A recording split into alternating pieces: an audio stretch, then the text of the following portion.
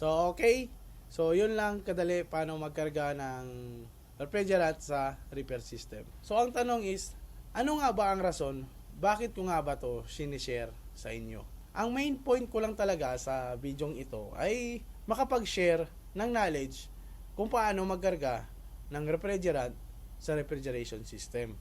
Dahil, hindi lang ito applicable sa barko. Magagamit mo din ito sa bahay at maiiwasan mo na din maloko ng mga mapagsamantalang mga technician.